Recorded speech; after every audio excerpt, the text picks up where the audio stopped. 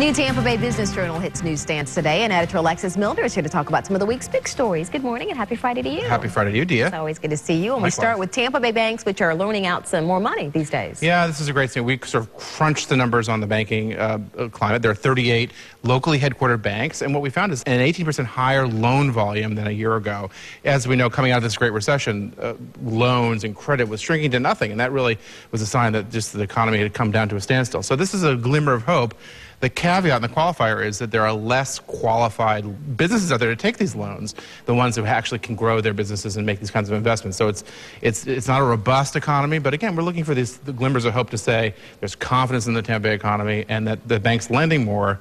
Definitely a positive sign. Yeah, it seems like smart loaning at this point. Smart, exactly, and that's key because that's sustainable. Yeah. All right, next we're going to talk about the competition heating up between Tampa and Orlando. Both airports are competing to get customers in seats on flights to Cuba. They are, if we remember, viewers remember from September when Tampa International got authorization. It's a very, it's a tricky, complex process being able to fly to Cuba, but TIA started flights in September, and they've grown a lot in volume. But now, as of February 1st, Orlando Airport also now authorized, and they're going to start flying.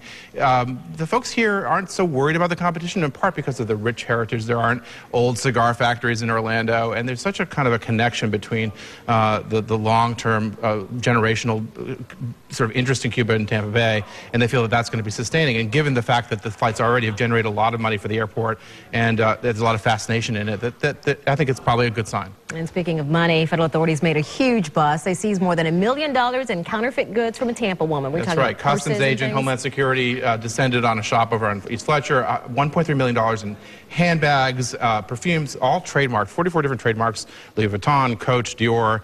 And what this does, you know, it's these kinds of enforcement agencies are making this a priority, and that's a positive thing for retailers who are selling legitimate stuff, because these are all, there are standards in manufacturing, and when consumers, when you know what you're going to get, when you are able to sort of erase some of this counterfeit goods, and this is clearly a big issue, it definitely levels the playing field for all, and I think this is a positive step in terms of enforcement of these issues. All right. Thanks, Alexis. Pleasure, Dia. Always good to see you. Likewise. And for more Business Journal headlines, go to our website, abcactionnews.com/business.